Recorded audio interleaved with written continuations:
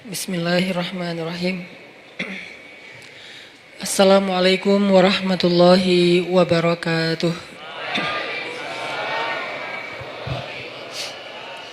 Alhamdulillahirabbil alamin. Alhamdulillahilladzi arsala rasulahu bil huda wa dinil haq liyuzhirahu 'alad dini kullih. Wa kafa billahi syahida. Asyhadu an la ilaha illallah wahdahu la syarikalah. Wa asyhadu anna Muhammadan abduhu wa rasuluhu la nabiyya ba'dah. Allahumma salli wa sallim wa barik ala sayyidina Muhammad wa ala alihi wa sahbihi ajma'in. Rabbi syrah li sadri wa yassir li amri wahlul 'uqdatan min lisani yafqahu qawli. Ahlan wa sahlan min jadid. Selamat datang buat teman-teman semuanya yang pada malam ini kita bisa kembali berkumpul di suasana cuaca yang cerah alhamdulillah, sehingga di depan teman-teman bisa nongkrong sambil menikmati sajian hidangan Allah Subhanahu wa taala. Dan hidangan Allah Subhanahu wa taala adalah ilmu dan hikmah. Jadi makanan yang kita butuhin itu bukan cuman makanan fisik. Gizi ataupun vitamin, nutrisi yang dibutuhin oleh seorang hamba itu bukan hanya nutrisi fisiknya berupa makanan, minuman, obat, herbal, sayur segala macam, tapi juga semua kita membutuhkan nutrisi hati. Lebih jelasnya lagi nutrisi iman.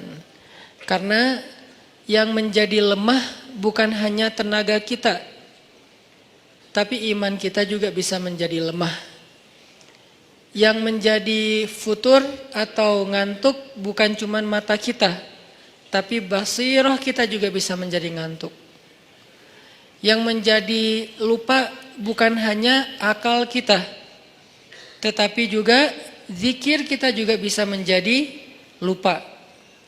Makanya kita butuh nutrisi atau maidatur rahman, hidangan Allah Subhanahu wa taala yang berbentuk hikmah dan ilmu, sebagaimana kita butuh juga hidangan nutrisi untuk kebutuhan fisik kita.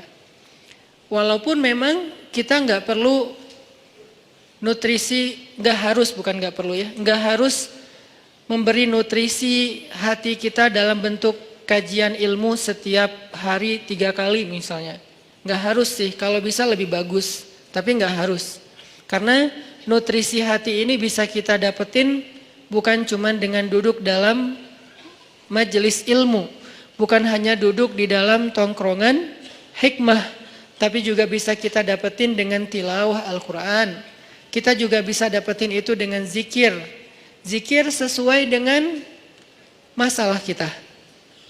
Karena zikir kalau nggak sesuai dengan masalah tetap berpahala, cuman kurang berasa. Kayak kita lagi nggak lagi haus, tapi minumnya bukan air putih, minumnya misalnya kayak kopi gitu ya. Kalau teh tawar masih mending lah. Haus tapi minumnya kopi atau minumnya minuman yang berwarna. Jadi kayak belum memenuhi dahaga haus kita. Padahal kita lagi haus. Kalau kita lagi kayak agak pusing, oke, minum kopi. Enggak semua juga sih ya. Itu mas saya. Kalau pusing ngopi misalnya. Kalau haus minum air putih. Kalau misalnya kayak lagi manja minum susu gitu. Kenapa Ustadz? Ya mungkin lagi kayak males aja yang berat-berat gitu kan. Atau lebih manja lagi jus gitu kan ya. Gak manja sih itu sehat. Ya lah pokoknya. Yang jelas itu kan sesuai dengan kebutuhan kita. Gitu juga dengan zikir. Zikir itu nama Allah yang dipakai itu harusnya sesuai dengan masalah kita. Walillahil asma'il husna. Allah tuh kan punya nama-nama yang bagus, yang mulia, yang baik, yang keren gitu. Walaupun tidak terbatas 99, tapi yang dikenal oleh kita 99. Maka fad'uhu biha, maka berdoalah kepada Allah Panggillah Allah. Ud'u itu panggil. Ud'u ila sabili rabbika, atau dakwah itu panggilan, memanggil. Berarti fad'uhu biha, panggillah Allah dengan nama itu. Jadi enggak harus selalu kita manggil Allah, ya Allah, boleh. Tapi ditambah juga, misalnya ya Jabbar. Panggilan buat siapa? Panggilan Allah, tapi buat memanggil Allah buat orang yang lagi apa? Yang lagi sakit hati. Pernah manggil ya Jabbar pas lagi sakit hati? Makanya sering sakit hati. Jabbar itu panggilan untuk orang yang lagi sakit hati, habis dikecewain. Dikecewain oleh apa? Banyak lah, tergantung circle kehidupan kita ya. Ada yang circle-nya lebih ke main, berarti disakitin sama gengnya. Ada yang circle-nya lebih ke romantis-romantisan, disakitin oleh mantannya. Ada yang circle hidupnya seputar masalah kerja, disakitin oleh vendornya, oleh partnernya, oleh teman bisnisnya.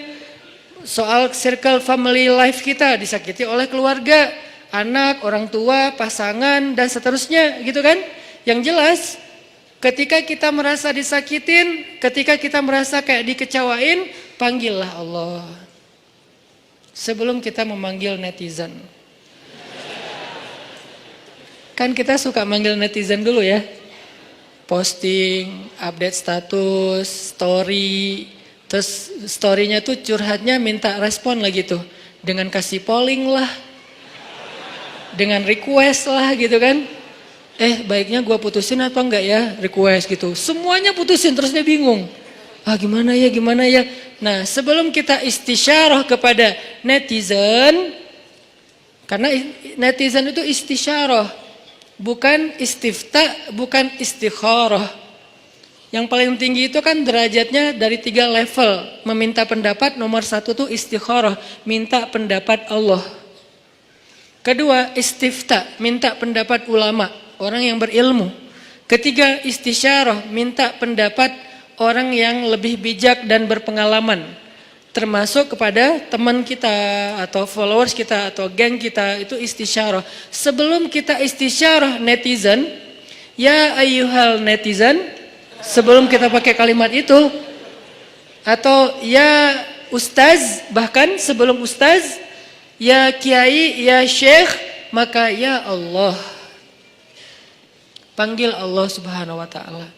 Manggilnya gimana Ustadz? Salah satunya selain kata Allah pastinya, karena itu kalimat yang paling mulia, kita juga bisa manggil tematik. Ya Jabbar. Ya Jabbar itu bisa 2. Sebetulnya 3 maknanya Jabbar, tapi yang lebih common itu 2. 1, dipanggil untuk masalah-masalah yang sifatnya bukan hanya besar, tapi kayak kekuatan. Misalnya kita ngedoain musuh-musuh Islam. Allahumma alaika bi'a'daika a'da'iddin. Allahumma alaika bil kuffar. Allahumma alaika biz zalimin. Ya Allah, kami serahkan kepadamu orang-orang zalim itu, gitu kan? Orang-orang zalim. Baru kita mengatakan, ya Jabbar. Pasangannya biasanya, ya Qahar. Ya Jabbar, ya Qahar. Arti Jabbar dalam konteks itu, yang perkasa, yang memaksa. Ya Qahar, yang menaklukkan. Sehingga dipakailah kalimat Jabbar, Qahar, Aziz, kan kata-kata yang nama-nama yang perkasa gitu, untuk doa-doa yang sifatnya biasanya dipakainya dalam kondisi terzolimi. Ini doa-doa orang yang terzolimi. Kayaknya nggak perlu dihafal juga sih. Bukan nggak perlu dihafal, nggak perlu dipakai. Kenapa? Berharap kita tidak mendoakan orang yang zolim, kecuali yang dizolimi dalam urusan agama. Kalau dizalimi urusan pribadi sih, mending jangan mendoakan orang yang menzalimi. Kenapa? Rugi. Mending doain diri sendiri. Ketika kita punya kesempatan doa kita diijabah, jangan kasih doa itu untuk orang lain, rugi. Walaupun bentuknya mendoakan atas keburukan, tetap rugi. Mending kita pakai buat doain diri kita sendiri. Ya Allah, saya lagi dizalimin, mudah-mudahan. Nah gitu kan, berarti kan kita dapat kebaikan. Ya Jabbar, itu panggilan orang yang sedang sakit hati. Jadi satu artinya untuk orang yang lagi dizalimi, satu lagi untuk orang yang lagi hatinya kayak sedih, kayak disakitin. Nggak sebesar zolim sih, cuman ya lumayan lah, bikin nggak bisa tidur, bikin tumbuh jerawat gara-gara itu, gitu kan ya? Karena stres, terus bikin nambah uban, walaupun ada yang uban itu karena bijaksana, ditutup. Jadi intinya adalah panggil Allah kalau kita lagi sakit hati dan dikecewain. Ya Allah, ya Jabbar. Salah satu doa minta disembuhkan kecewa dan sakit hati di dalam sholat adalah Rabbighfirli warhamni wajburni. Kalimat wajburni. Selama ini kita baca enggak? Kan? Tahu artinya? Hampir. Apa arti wajburni? Bukan paksa aku dong Allah, enggak. Padahal arti Jabbar juga yang memaksa kepada kehendaknya. Tapi kalimat wajburni, makna Jabbar di sini makna yang ketiga di antara tiga makna Jabbar, yaitu yang mengobati sakit hati. Jadi ketika kita berdoa, Rabbighfirli warhamni wajburni warfa'ni warzuqni wahdini wa'afini. Banyak banget ya. Luar biasa kita ya. Jadi kalau kita sholat aja tuh kita udah minta banyak hal ke Allah. Makanya pas berdiri, pas duduk itu jangan buru-buru. Rabbi, Allahu Akbar. Apaan? Malaikat juga bingung. Rabbi apa? Kamu dengar gak dia doa apa? Enggak. Oh kirain aku doang yang salah dengar, kata malaikatnya. Jadi kita kayak gak jelas gitu minta ke Allah. Rabbi udah gitu sujud. Karena terlalu buru-buru, gak ada tumakninah, gak ada tenang, gak ada berhenti sebentar. Makanya Rabbi firli warhamni wajiburni. Bagian wajiburni kalau bisa kayak gimana gitu. Kayak agak menghayati dan kayak perasaannya dalam banget gitu. Wajiburni. Tapi gak gitu juga sih dalam sholat, bahaya. Bid'ah, syubhat menyambar-nyambar. Intinya teman-teman, wajiburni itu artinya kalau kita terjemahin, sembuhkanlah sakit hati saya. Atau bahasa lain juga bisa diterjemahin, hiburlah aku ya Allah, aku lagi sedih nih. Kalau kita ke teman gitu ya, hibur aku dong, gue lagi sedih nih. Ya udah yuk kita main, ya udah yuk kita jalan, ya udah kita nonton, ya udah kita ngopi, ya udah kita makan, ya udah apalah terserah. Yang jelas kita ngadu ke dia, minta dihibur pas kita lagi sedih. Nah cara ngadu ke Allah pas kita lagi sedih supaya dihibur oleh Allah, wajburni ya Jabbar. Itu bisa dibaca di dalam sholat. Bisa juga dibaca di luar sholat. Gak apa-apa, dalam sholat baca, di luar sholat juga baca. Bahkan di luar sholat kita bisa ulang-ulang. Wajiburni ya Jabbar, wajiburni ya Jabbar. Ya Allah, hibur aku ya Allah, hibur aku ya Allah. Aku lagi sedih berat nih. Udah seminggu aku gak buka Instagram ya Allah. Curhat. Kenapa? Komen. Head speech ya Allah. Ya Allah, aku udah seminggu gak lihat grup. Ya Allah, aku udah seminggu gak buka handphone. Lebih parah lagi kan? Berarti bermasalah di akun sosial media, bermasalah di grup, bermasalah di nomor kontak, bermasalah di SMS, semua bermasalah. Ya Allah, udah seminggu aku gak buka handphone. Hibur aku lagi sedih banget gitu. Nah, minta ya Jabbar, wajiburni ya Jabbar, wajiburni ya Jabbar. Ntar Allah akan hibur kita. Hiburan Allah lebih baik daripada hiburan yang diberikan oleh makhluk. Hiburan makhluk itu kadang-kadang modal. Kalau nggak modal di awal, modal di akhir. Modal di awal, dia ngajak nonton, kita yang bayar. Dia ngajak ngopi, kita yang bayar. Kalau modal di akhir, dia bayar, tapi nanti dia pamrih. Dulu kan pas lo lagi sedih, gue traktirin makan. Sekarang gue lagi sedih nih, sama aja kan ngemodal ya. Kalau Allah yang ngehibur kita, itu nggak ada pamrihnya. Nggak ada modal di awal, nggak ada modal di akhir. Terus kenapa kita cepat dan begitu spontan minta hiburan dari makhluk, begitu spontan minta curhat kepada makhluk, begitu spontan manggil nama makhluk, tapi kurang spontan memanggil nama ya Jabbar, nama Allah Subhanahu Wa Taala. Ini kalau ngomongin kecewa, salah satu di antara Asmaullahil Husna, nama-nama Allah yang mulia itu adalah ya Jabbar. Sehingga kekecewaan itu jadi jalan buat kita untuk lebih akrab sama Allah. Kan kita tuh kayak, mungkin saya aja yang ngerasa gini, tapi banyak juga sih yang curhat kayak gitu. Kita tuh sering ngerasa akrab sama Allah tuh pas lagi ada masalah kan ya. Kalau lagi gak ada masalah kayak kita tuh plain banget gitu hubungan sama Allah. Kayak misalnya hayya 'alas shalah biasa aja. Oh ya udah azan. Itu paling soleh tuh.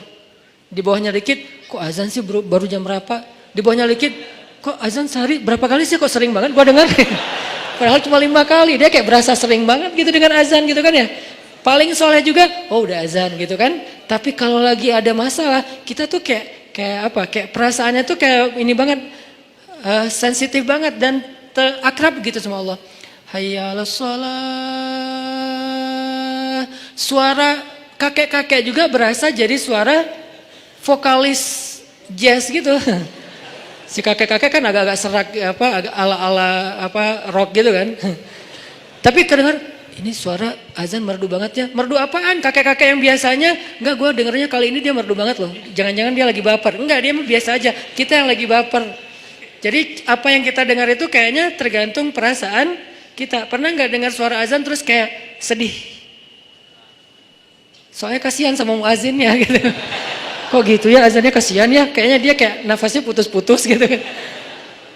Kalau tadi sih keren-keren sih. Yang tadi ikut challenge azan, hayya 'alas shalah, bagus lah. Tapi yang paling bagus emang azan itu habis diputusin. Itu tuh keren banget, baper tuh. Hayya 'alas shalah. Jadi dia kayak, kenapa sih lo giniin gua? Jadi tuh kayak lagi curhat banget gitu kan.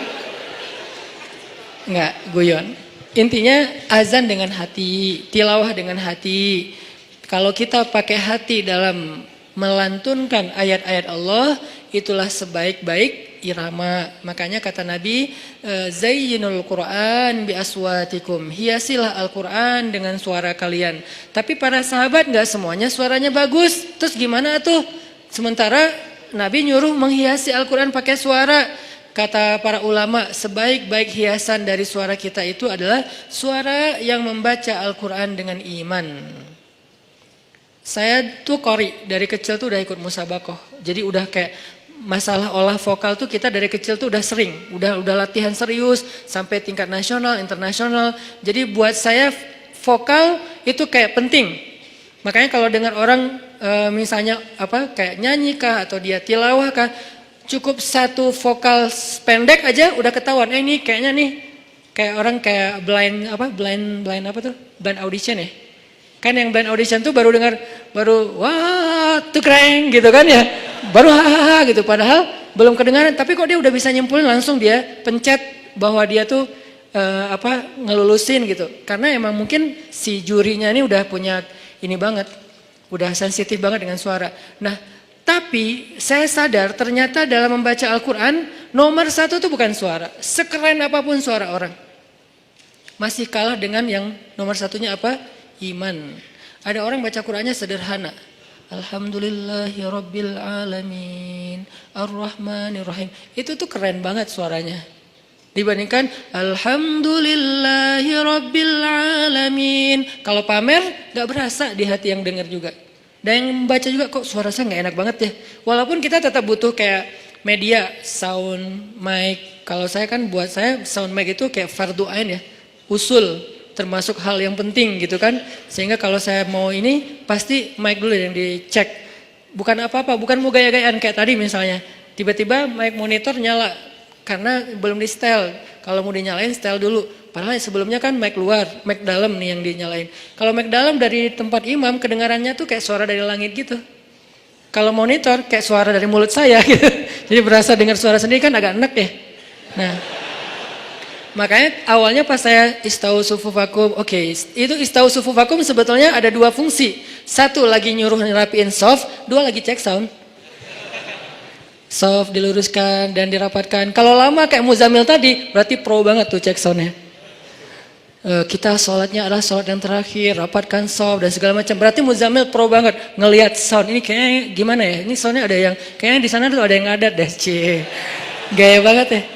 Artinya buat saya itu bukan gaya-gayaan teman-teman. Buat saya itu penting, kita nggak tahu ya yang sholat di antara kita ini mungkin ada yang pertama datang buat sholat, pengen dia berkesan, sekali-kalinya datang, langsung berkesan sehingga jatuh hati dengan masjid, jatuh hati dengan sholat. Karena sholat itu buat saya konser paling kolosal di muka bumi. Kenapa kolosal? Karena yang mengikuti, yang nonton sholat bukan cuma manusia, tapi malaikat, terutama salat subuh. Inna Qur'anal fajri kana masyhuda. Sesungguhnya performance imam di waktu subuh ketika sholat, itu terjemahan panjangnya ya, bahasa anak mudanya. Tolong dimengerti.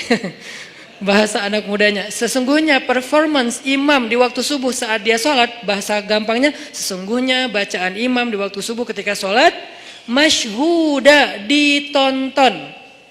Kalau bahasa terjemahan kakunya, disaksikan. Sama enggak tuh? Sama kan?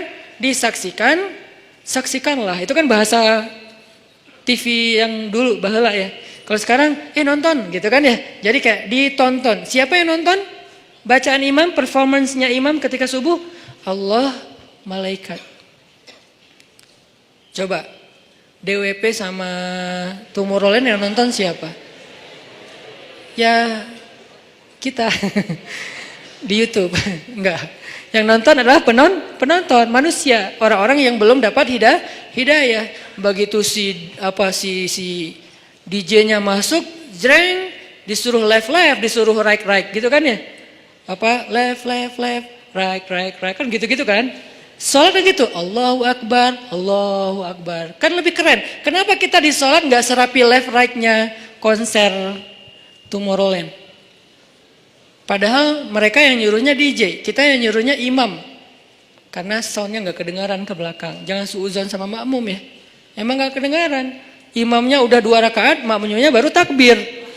Kirain tadi imamnya kayaknya ini belum siap deh, jangan-jangan batal wudhu dulu, ya udah kita tungguin. Padahal imamnya udah 2 rakaat. Kenapa makmumnya telat? Soundnya tuh nggak sampai ke belakang. Kita irit di bab sound, tapi boros banget di bab kubah masjid, menara masjid, warna masjid. Kadang-kadang cat masjid itu baru beberapa bulan, ini kayak mirip apa ya, kayak nggak sreg gitu ya. Udah ganti deh, cat masjid yang doff yang bagus diganti hanya gara-gara seleranya berubah. Tapi mic-nya cuma puluhan juta. Kubahnya hampir 1 miliar. Orang lain untuk sound itu 1 miliar. Kenapa kok mic lebih penting daripada yang lainnya? Karena inilah activity nomor 1 di dalam masjid kan. Performance nomor 1-nya kan di mic oleh 2 talent. 1 imam, 1 lagi muazin. Muazin penting, imam penting. Muazin manggil orang di luar supaya datang. Imam biar bikin orang di dalam itu gak nyesel udah datang. Muazinnya keren, imamnya nggak keren, kan kayak nyesel gitu ya. Kirain tadi azan sholatnya seru, gitu kan? Kenapa nggak seru? Soalnya bacaannya salah-salah, suaranya kayak putus-putus gitu, kayak keselak lagi. Imamnya kasihan, gitu kan? Kita di belakang, aduh, udah lah Pak, kasihan Pak, udah aja ruku dah, gitu kan ya? Kayak nggak tega gitu sama imamnya. Tapi muazinnya bagus, makanya dua-duanya penting. Talent 1 muazin, talent 2-nya imam. Hayya 'alas shalah.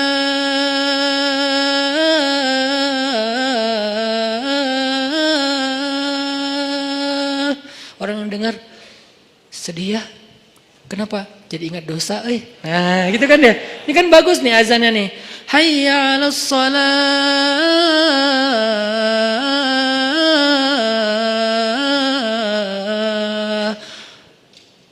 Surga tuh kayaknya indah juga ya dengar suara mah. Baru dengar suara, panggilan belum. Salamun salam. Ya ayyuhal mu'minun. Ya ibadallah. Panggilan malaikat. Kan suara malaikat pastinya keren ya. Gak ada yang fales dong malaikat. Masa malaikat fales? Udahlah gua aja yang manggil. Kenapa? Lo suaranya fales kata malaikat. Kan gak mungkin kan. Panggilan yauma yunadil munadi mim makanin qarib. Hari ketika malaikat memanggil manusia dari tempat yang dekat. Tahukah kita apa tempat yang dekat? Tempat yang dekat itu adalah Masjid Al-Aqsa. Hari ketika malaikat berdiri di titik Masjid Al-Aqsa sekarang, memanggil seantero padang mahsyar, halummu ilayya, kumpul kalian semuanya di sini kata malaikat. Jadi azan yang keren itu azan yang mengingatkan orang pada dosa, azan yang mengingatkan orang kepada akhirat, dan itu nggak bisa kalau nggak pakai hati. Nggak perlu ngeluarin 100% vokal, cukup 60%-nya aja. 30% dibantu sama sound, 10%-nya dipakai, 40%-nya dipakai dengan perasaan. Makanya saya senang banget kayak dulu masa masih punya halakoh kecil sama teman-teman, termasuk ada Muzamil, anak-anak ITB, kita kan kayak belajar dulu, Muzamil mana Muzamil? Oh ada, belajar makomat sama dulu sebelum ada Pemuda Hijrah, makomat sama belajar azan. Kita kayak kayak mengcover. Jadi bukan cuma lagu yang di cover, kita mengcover azan. Cover azan Masjidil Haram Dagriri. Dagriri itu azannya tuh menurut saya azan of the year. 2018 azan terbaik itu nanti cari di YouTube, azannya Hamdi Ad-Dagriri kalau nggak salah namanya. Nanti azannya Al-Aqsa. Azan Al-Aqsa itu kayak lagi curhat. Al-Aqsa itu udah dirampas, kami itu teraniaya, kemana kalian wahai kaum muslimin? Gitu, seolah-olah tuh kayak manggil kita gitu. Dari irama-irama yang dipilih kan. Nah ini semuanya dengan hati. Makanya pakai hati aja udah terbaik. Balik lagi ke tema yang tadi adalah panggil Allah dengan lembut. Nidaan khafiyya. Zikru rahmati rabbika abdahu Zakaria. إذ نادى ربه نداء خفيا. Ketika dia nada rabbah. Apa arti nada rabbah? Nada itu bahasa Arab, terus jadi bahasa Indonesia, nada, tapi beda arti. Nada artinya memanggil. Nada dering, panggilan. Dering panggilan, itu bahasa Arab. Iznada rabbahu nidaan khafiyya. Nada yunadi nidaan. Nida panggilan. Jadi kalau ada yang namanya nida itu adalah panggilan. Makanya kalau dia panggil, panggilan kamu siapa? Panggilan aku nida gitu. Itu panggilan, iya nida, iya panggilan ya. Ame gitu. Kalau ngerti bahasa Arab, kalau ngerti ya sama aja sih. Nah, yunadi nada rabbahu nidaan khafiyya, memanggil dengan khafi. Khafi itu kayak lirih. Ya Allah, gitu pelan-pelan. Terus khusyuk manggilnya, berperasaan manggilnya, bukan ya Allah. Itu mah kaget kali ya, bukan manggil Allah karena dia lagi curhat. Kalau mau curhat, ya Allah. Coba jadikan ya Allah ini kata favorit kita deh. Dan jangan tunggu bermasalah baru lembut suaranya. Kalau lagi senang kayak ya Allah. Enggak gitu sih. Kita lagi senang itu juga butuh Allah, teman-teman, yang kayak pekan yang lalu kan. Kita butuh Allah itu bukan pas lagi susah doang. Sarra dan dharra. Iza asabathum sarra wa iza asabahum dharra, sama-sama butuh Allah. Butuh Allah ketika susah, jelas kita paham. Butuh Allah ketika senang artinya apa? Supaya kesenangan yang Allah kasih itu jadi barokah. Mubarak, jadi bertambah manfaat, jadi bertambah kebaikan, enggak jadi sia-sia. Nah, kalau nikmat yang Allah kasih, kesenangan yang Allah kasih malah jadi bikin kita sia-sia, itu malah jadi musibah. Sehingga kita butuh Allah supaya dituntun, ya Allah saya punya rezeki ini diapain ya? Supaya bermanfaat nih. Kemana saya harus memberikan rezeki ini? Ke keluarga, ke diri saya sendiri untuk kebutuhan, siapa lagi? Allah tuntun. Supaya kalau Allah tuntun, ketika kita mengalokasikan harta, rezeki, nikmat yang kita dapatkan, itu semuanya untuk kebaikan. Fa ammal yatima fala taqhar, wa ammas sa'ila fala tanhar, wa amma bi ni'mati rabbika fahaddits. Kalau enggak, alhaakumut takatsur. Celaka gara-gara takasur, justru banyak nikmat yang Allah berikan. Jadi teman-teman, poin pertama, bab kecewa, kalau kita kecewa, saya yakin semuanya pernah kecewa dan mungkin masih akan kecewa atau bahkan lagi kecewa sekarang. Kelihatan dari muka-mukanya. Kecewa sama saya. Kenapa ceramahnya lama sekali? Jadi kalau lagi kecewa, apa poinnya tadi? Panggillah Allah. Ya Allah, ya Jabbar, wajiburni, hibur saya ya Allah. Hibur saya, hibur hati saya ya Allah. Gimana cara Allah menghibur hati kita? Allah menghibur hati kita itu dengan diberikan wajilat qulubuhum. Allah menghibur hati kita dengan dijadikan liyazdadu imanan ma'a imanihim. Allah menghibur hati kita dengan dijadikan apa? Tuma'ninatul qalb. Ala bi dzikrillah tatma'innul qulub. Banyak cara Allah menghibur hati. Apakah Nabi pernah sedih atau kecewa? Kecewa pernah, sedih pernah di Al-Quran. Direkam. Terus cara Allah menghibur hati Nabi yang lagi sedih atau kecewa gimana? Ya ayyuhal muzammil qumil laila illa qalila nisfahu awil qus minhu qalila أو زد عليه ورتل القرآن ترتيلا إن ناشئة الليل هي أشد وطئا وأقوم قيلا. Allah panggil Nabi ketika lagi sedih dan tidur. Ya ayyuhal muzammil. Ini dua kondisi Nabi lagi tidur dan dipanggil Allah. Satu, ya ayyuhal muddathir. Satu lagi, ya ayyuhal muzammil. Tidur kenapa Nabi? Bukan tidur, tertidur. Gara-gara capek seharian berdakwah dan capek seharian dibully. Dibully di mana-mana, pergi ke pasar, dibully di pasar, pergi ke tempat pertemuan, dibully di tempat pertemuan, pergi di sepanjang jalan, dibully di sepanjang jalan, pergi ke rumah keluarga besarnya, ke tetangganya, ke pamannya, ke sepupunya, dibully oleh tetangga dan keluarga besarnya. Kemanapun beliau pergi, beliau dibully, dihead, dihina, dicela seharian dari pagi. Satu kota Mekah ngebully beliau. Ada yang mengatakan beliau itu penyihir, ada yang mengatakan beliau itu pembohong, ada yang mengatakan beliau itu tercela. Muzammam, nama aslinya Muhammad, artinya terpuji, tapi diplesetin jadi Muzammam, artinya tercela. Atau orang salib dulu, pas perang salib menamakannya dengan istilah Muhammad. Apa Muhammad? Salah satu nama setan. Jadi dipanggil Muhammad, dipanggil Muzammam, dipanggil sahir, dipanggil majnun, orang gila, dan banyak lagi yang nggak direkam secara diksi oleh Al-Quran, karena emang Al-Quran ini memilih banget diksinya, tapi secara simbolik Al-Quran nunjukin bahwa inilah celaan-celaan yang diterima Nabi berhari-hari dari pagi sampai malam. Pulang malam-malam ngomong ke Khadijah, Khadijah zammiluni, zammiluni, Khadijah selimuti aku, selimuti aku.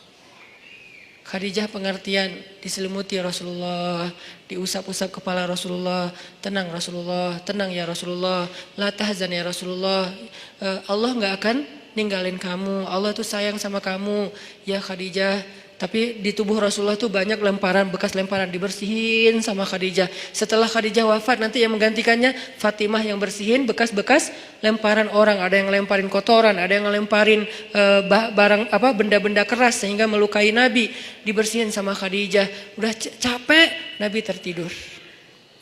Udah beres urusan dihibur oleh Khadijah, begitu sampai waktu yang hening, Khadijah udah tertidur, penduduk seluruh bumi udah tertidur, Allah memanggil kekasihnya, ya ayyuhal muzammil, wahai orang yang berselimut. Itu panggilannya lembut. Jadi kita kalau baca surah Al-Muzammil jangan ya, enggak gitu. Allah manggilnya enggak gitu, kaget atau orang lagi tidur ya. Nah, ayatnya aja lagi berselimut, manggilnya teriak-teriak. Jangan, itu namanya prank. Itu bukan tilawah, itu ngeprank. Makanya jangan tilawah sambil ngeprank. Ya ayyuhal muzammil, wahai orang yang berselimut, kumil laila illa qalila. Di situ kelihatan Allah tuh pengertian banget. Kumil lail illa qalila. Bentar aja, enggak usah lama-lama. Kenapa? Karena begitu Nabi berdiri sholat, disitulah Allah akan menghibur hati Nabi. Kalau kita belum bisa terhibur dengan sholat tahajud atau minimal dengan sholat 5 waktu, berarti hati kita berpenyakit, fi qulubihim marad, dan itu harus kita obatin. Obatnya apa? Obatnya istighfar. Kalau orang banyak dosa, belum bertaubat, belum beristighfar kepada Allah, dia susah minta dihibur oleh Allah. Dan terus nanti dia kayak nuduh Allah gak menghibur dia. Padahal Allah udah sering menghibur dia, cuman gak berasa di hatinya. Karena hiburan Allah itu hanya bisa dirasakan oleh orang-orang yang hatinya bersih.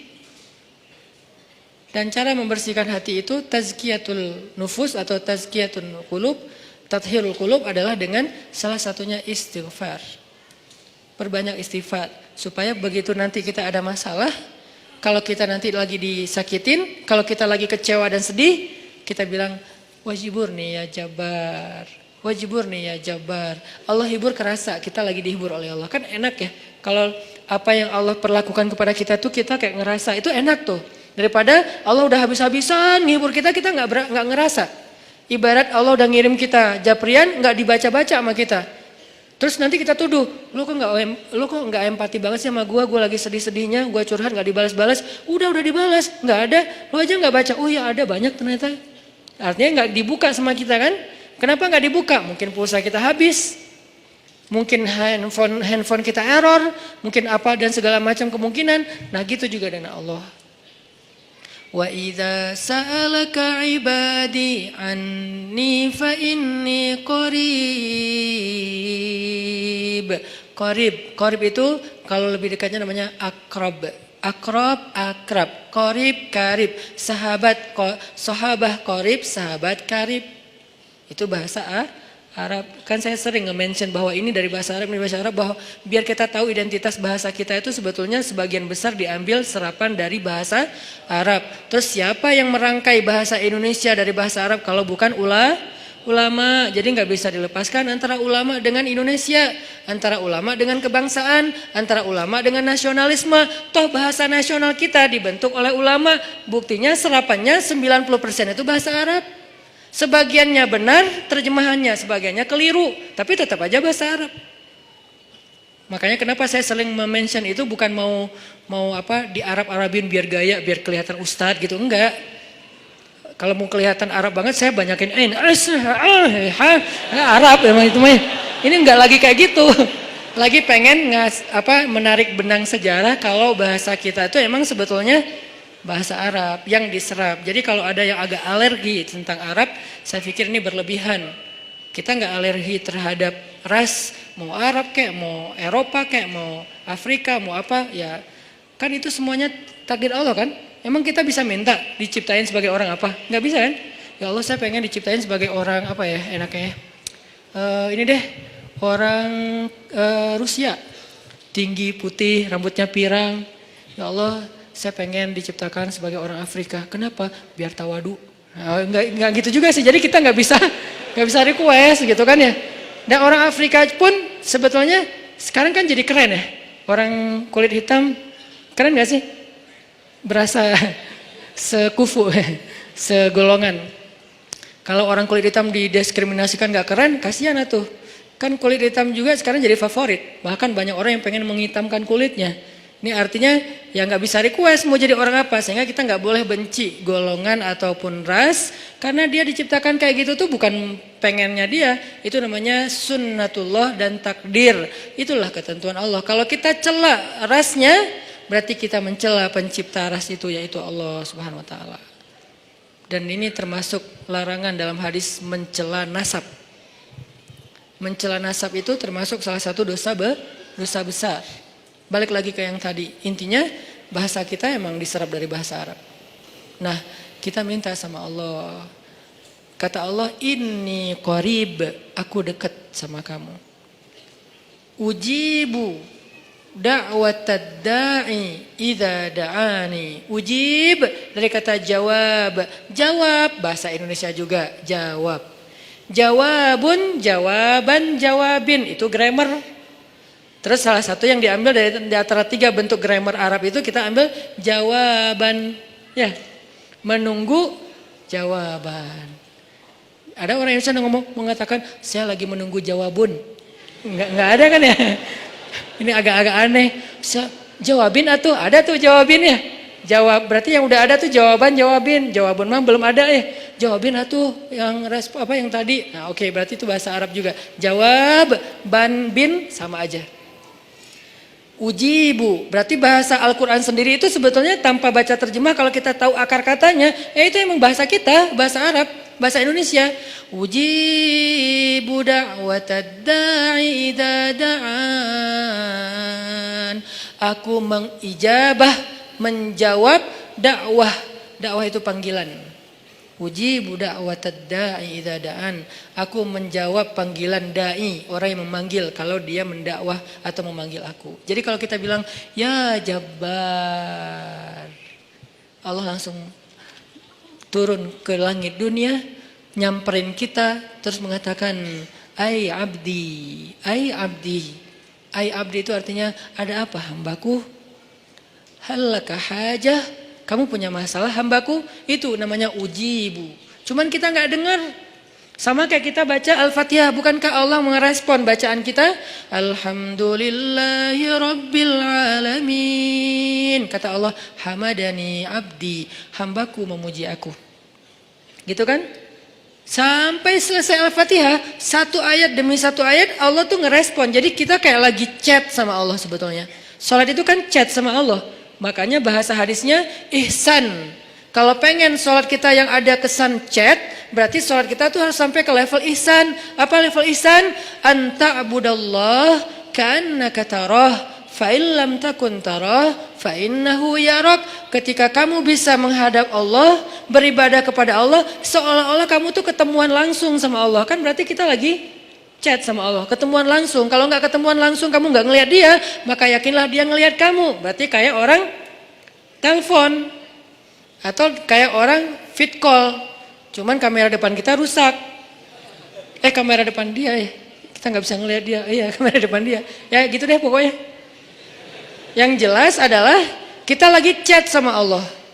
Sehingga Allah tuh kalau kita berdoa jangan berpikir bahwa kita tuh ngomong sendiri terus nggak ada yang dengerin. Rabbana atina fid dunya hasanah wa fil akhirati hasanah wa qina adzabannar. Rabbi firli warhamni wajburni warfa'ni warzuqni wahdini wa'afini wa Allahu akbar. Ya nggak ada yang dengar seolah-olah enggak.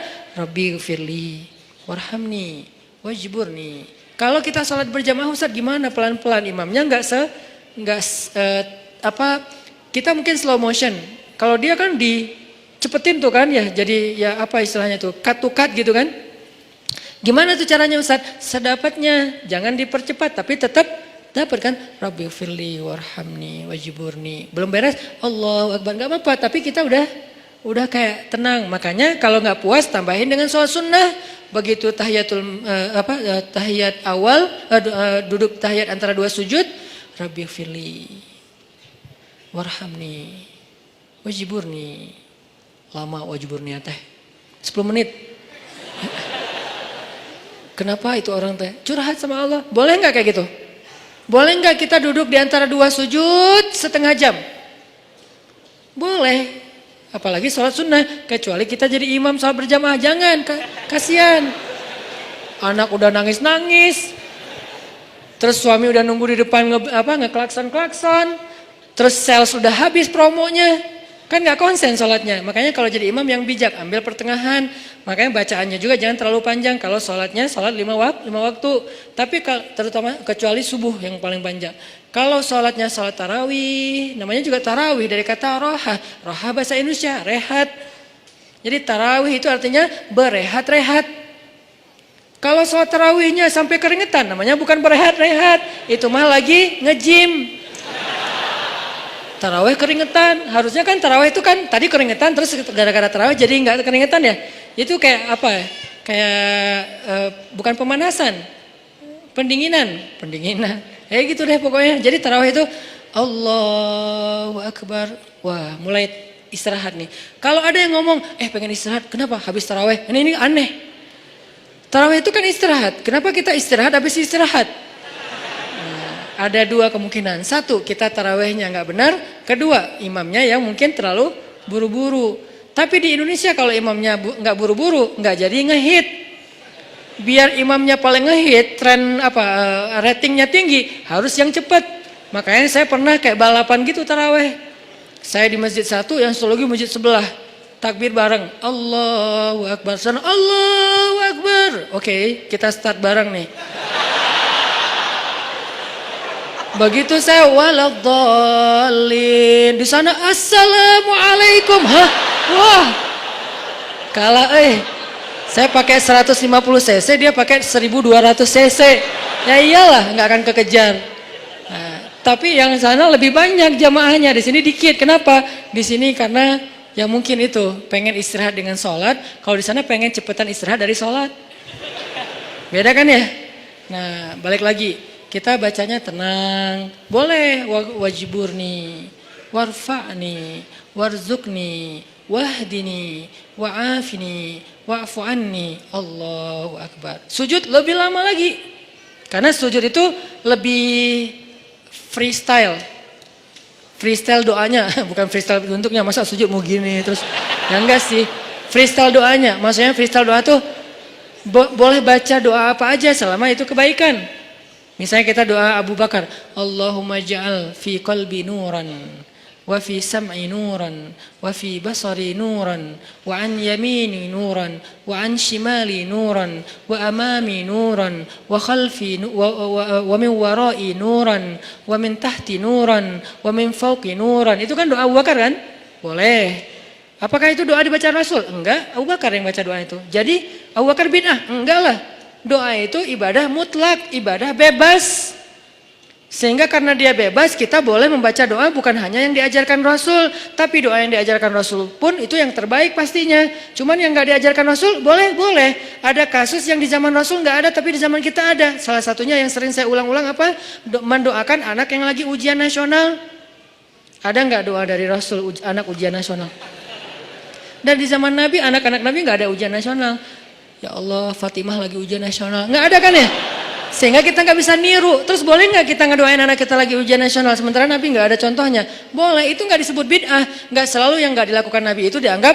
Makanya jangan nanya, apa dalilnya doa itu? Ya, yang penting nggak melanggar sunnah Nabi. Nah, sunnah Nabi dalam doa itu adalah menutup aurat. Bacaannya yang benar. Jangan maksa, jangan marah-marah sama Allah. Ya Allah, pokoknya nih yang terakhir kali nih saya doa nih. Ya nggak bisa gitu. Doanya yang baik gitu kan. Kalau mendoakan yang buruk balik lagi kepada kita sendiri. Nah ini namanya doa. Makanya pas sujud kita bisa doanya Abu Bakar. Bisa doanya Muaz bin Jabal.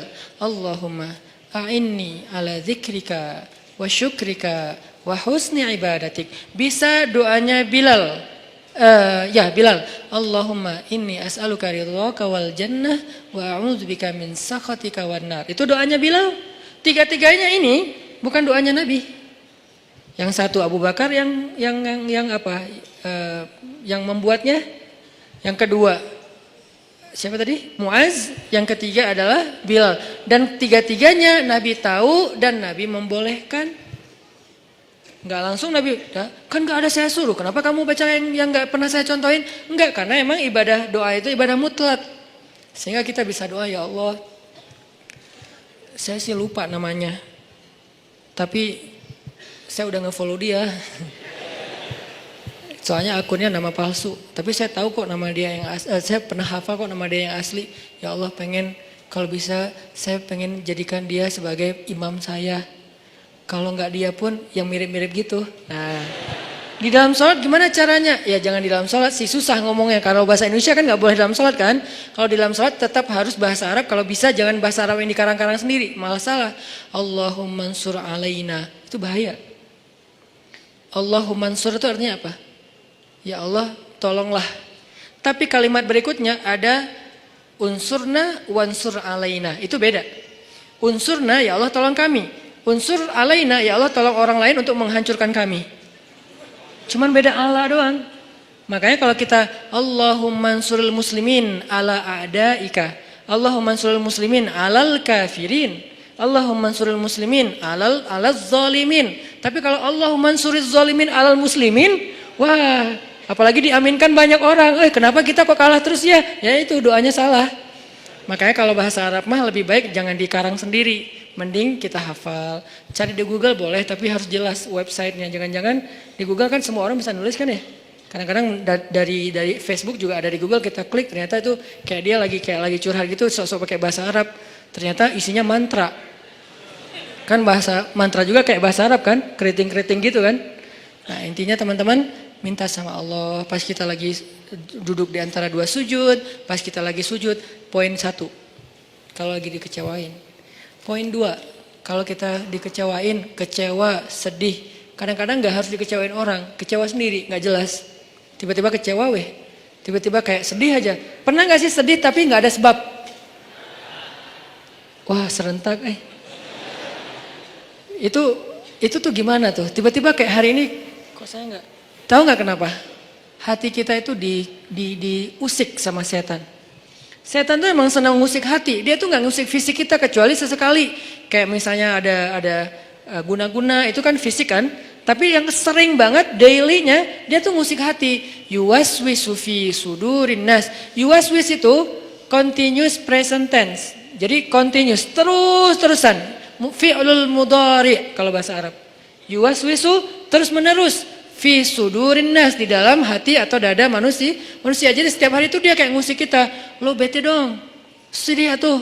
Marah dong. Apa gitu. Dia kayak nyuruh emosi kita untuk kayak gitu-gitu sehingga kita ada hari nggak ada yang bikin masalah tapi kita kayak sedih. Nah, dalam keadaan kayak gitu ada trigger kecil aja meledakan. Nah, gimana ngobatinnya? Tadi satu doa. Kedua, kalau kita lagi sedih kayak gitu, coba selain minta kepada Allah Subhanahu Wa Taala, belajar untuk membiasakan amal favorit kita itu, hobi kita itu hobi yang bentuknya ibadah. Saya nggak nyalahin hobi kita. Kita punya hobi olahraga itu keren banget dan bermanfaat. Kan saya paling nggak suka menjudge ya. Makanya kalau ada orang yang menjudge dunia anak muda itu seolah-olah semua negatif, saya kayak ngerasa sedih dan tersinggung. Kenapa kesannya everything comes with youth is a sin gitu seolah-olah. Gaul jadi dosa, apalagi nongkrong jadi sia-sia, apalagi olahraga, seni-seni anak muda semuanya kesannya negatif, seolah-olah gak ada baiknya gitu anak muda. Kan gak gitu kan? Kan sahabat Nabi semuanya sebagian besarnya anak muda dengan model culture-nya mereka. Jadi saya gak setuju kalau semua tentang anak muda itu dianggap negatif sehingga kita gak mau menjudge. Olahraga bagus. Dan gak ada istilah olahraga sunnah. Semua olahraga itu selama tidak melanggar syariat ya sunnah. Karena olahraga itu satu untuk kesehatan, dua untuk kebugaran, sehat, bugar artinya fisiknya bagus. Tiga untuk silaturahim olahraga. Makanya ada Nabi main dengan para sahabat itu tujuannya bukan hanya main-main tapi bermanfaat. Bermanfaatnya apa? Jadi mengikat ukhuwah. Kadang-kadang kita butuh ketawa untuk ukhuwah, bukan hanya butuh tausiah. Sama-sama butuh, tapi yang balance. Makanya Ali mengatakan rawihul qulub. Rawihu itu dari kata rehat. Rehatkan, istirahatkan hati kalian. Karena hati itu bisa bosan sebagaimana fisik juga bisa bosan. Nuruddin Zinki, salah satu tokoh favorit saya di Aleppo, Suriah. Dia gurunya Salahuddin Al-Ayyubi. Kalau mau kita lihat siapa Salahuddin, nggak afdol kalau kita belum lihat siapa di balik Salahuddin, yaitu Nuruddin Zinki. Keren banget, lebih daripada Salahuddin Al-Ayyubi.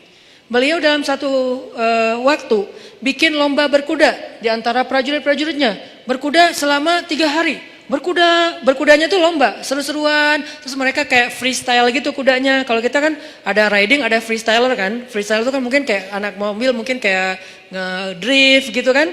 Atau anak motor mungkin kayak ngejumping dan segala macam. Freestyle lah pokoknya. Nggak riding, nggak touring. Biasanya riding, touring, sekarang freestyle semua. Main-main, ketawa, ada yang jatuh diketawain. Ketika ada orang yang ahli ibadah, bukan ahli dakwah, ini bedanya ahli ibadah sama ahli dakwah. Ada orang ahli ibadah mendengar berita ini, kalau Nuruddin lagi bikin acara freestyle kuda, ahli ibadah ini kemudian mengirim surat kepada Nuruddin Zinki. Isi suratnya apa? Nuruddin, ittaqullah. Kan orang kalau ngomong idealis tuh kesannya dia paling benar ya. Pakai ayat, pakai hadis, kesannya dia benar dan kita salah. Jadi kita jadi tiba-tiba kok saya jadi salah ya? Gitu, ittaqullah, langsung menjudge. Takutlah kamu kepada Allah. Seolah-olah Nuruddin baru bikin dosa. Kalimat ittaqullah itu kan kalimat kepada orang yang baru bikin dosa. Ittaqullah, istaghfirillah, tub ala Allah. Jadi kayak kamu tuh dosa banget, takut sama Allah, gitu kesannya. Nuruddin, ittaqullah, takutlah kamu kepada Allah. Yang kamu lakukan ini semuanya sia-sia. Waktu kita itu nanti akan dimintai pertanggungjawaban setiap detiknya, panjang. Keluarin ayat, keluarin hadis. Faman ya'mal mithqala dzarratin khairan yarah wa man ya'mal mithqala dzarratin syarran yarah wal asri innal insana lafi khusr. Semua ayat keluar, semua hadis keluar. Kesannya Nuruddin itu main-main dan sia-sia. Ini bedanya orang yang hanya tinggal di dalam masjid dengan orang yang turun ke dalam objek-objek dakwah dan jihad. Mereka akan lihat realitas yang berbeda banget di dalam masjid. Di dalam masjid mah semua orang baik, soleh. Nggak diuji kita di dalam masjid, sedikit kalaupun ada. Tapi begitu di luar, akhirnya Nuruddin Zingki membalas. Balasannya apa? Akhi fillah, saudaraku karena Allah. Sebetulnya saya tidak ingin menyampaikan ini, tapi karena engkau sudah menuduh saya dengan tuduhan-tuduhan yang tidak benar, saya perlu tabayyun, kata Nuruddin. Kami itu udah berjihad berbulan-bulan, melintasi gunung-gunung yang tinggi, melintasi padang pasir, musim panas, musim dingin, menghadapi musuh-musuh yang berkali-kali lipat lebih banyak dari kami. Kami dan kuda-kuda kami sudah melihat darah tuh terus-terusan, setiap hari ngelihat darah, setiap hari ngelihat potongan tubuh manusia. Lelah, tidak tidur berhari-hari, kehausan, tidak minum kecuali beberapa tetes air saja dalam sehari. Kami itu sudah berjihad berbulan-bulan, kata Nuruddin. Sehingga saya melihat pasukan saya mulai stres. Kuda-kuda kami mulai stres. Kuda kalau stres susah dipakai. Jadi nggak akan sesuai dengan instruksi dari penunggangnya, kesatrianya. Dia stres, ngelihat musuh dari kejauhan, kadang-kadang bukan ngelihat musuh, ngelihat pohon aja dikira musuh. Wah, banyak banget musuhnya, lari. Kuda stres kan bahaya kan?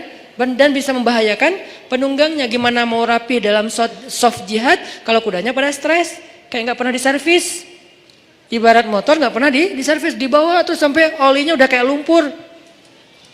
Akhirnya kami bawalah, kalau bahasa kita, diservis. Diservis itu apa? Dengan cara, kalau diservis motor kita bawa ke bengkel servis nih, ganti oli, apa segala macam dibersihin, kayak gitu-gitu kan. Kalau servis kuda dibawa main. Karena kuda itu servisnya dengan main, bukan makan, minum dan segala macam. Akhirnya kudanya bisa ikut main sama penunggangnya, lucu-lucuan, guling-guling, kudanya menjatuhkan penunggangnya, terus diketawain dengan lain. Dan prajuritnya juga diservis dengan cara apa? Entertain, mereka butuh hiburan. Jangan berpikir ketika ada orang berhibur sebentar, seolah-olah udah seluruh hidupnya berhibur, sampai kita menuduhnya bahwa hidupnya sia-sia. Ini terlalu gampang menjudge orang lain. Bisa jadi itu bagian dari program dakwah. Itu jawaban Nuruddin. Jadi saya ingin supaya prajurit saya segar lagi, ukhuwah mereka kuat lagi, lebih soft, barisan mereka lebih bagus lagi, dan kuda-kuda mereka lebih sehat dan bugar lagi. Dibalas kepada ahli ibadah. Baru kemudian ahli ibadah, ya tapi kan gak harus gitu juga, oh panjang, akhirnya gak beres. Ya namanya juga orang kalau udah dengki. Sama dengan Fudail bin Iyad dengan Ibnu Mubarak. Fudail bin Iyad ahli ibadah di dua Masjidil Haram. Masjid Nabawi dia ahli ibadah dan mengajar di Masjid Nabawi. Di Masjidil Haram juga dia ahli ibadah dan mengajar di Masjidil Haram. Tapi gak pernah keluar dari masjid. Sehingga yang dia tahu realitas dunia ini hanya realitas masjid. Tentang sholat harus rapi, tentang kalau sholat kita sunnah sendiri harus pakai sutro. Itu kan realitas-realitas dinamika masjid kan. Tentang waktu azan itu jangan diburu-buru, antara azan dan iqomah itu dikasih jeda waktu. Kemudian masalah menutup aurat dalam pakaian sholat. Kemudian masalah kenceleng. Itulah realitas masjid. Sangat mungkin belum banyak. Ketika keluar dari masjid, realitasnya tuh beragam. Nggak sesederhana masjid, rumit.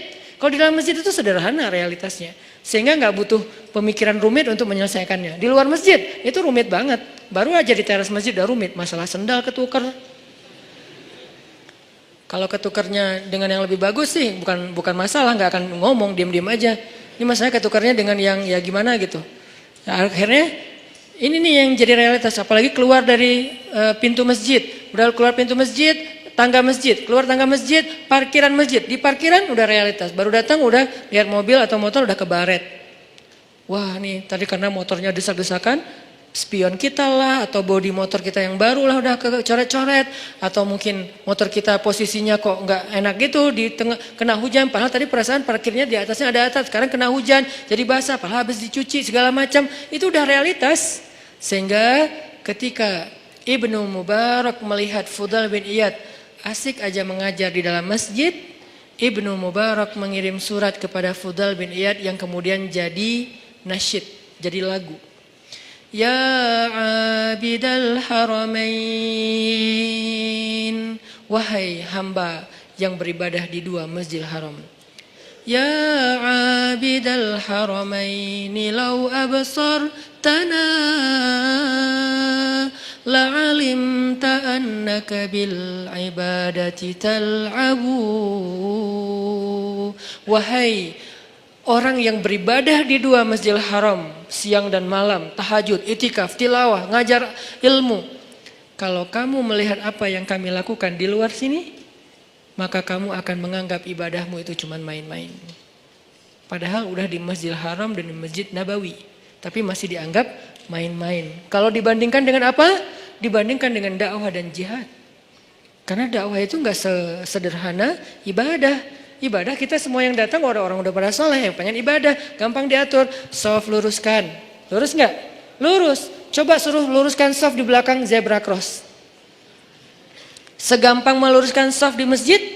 Enggak, itulah realitas, itu perbandingannya. Kalau kita belum bisa menyuruh masyarakat, social behaviornya lurus di belakang zebra cross, berarti kita belum menyelesaikan masalah masyarakat. Berarti belum berdakwah, baru beribadah di dalam masjid. Itu bandingannya, segampang mana? Mana lebih gampang, nyuruh orang lurus di belakang zebra cross apa nyuruh orang untuk ikut imam? Ikut imam. Jangan kalian mendahului atau menyamai gerakan imam. Oke. Allahu Akbar, Allahu Akbar. Pas bangkit dari sujud, Allah.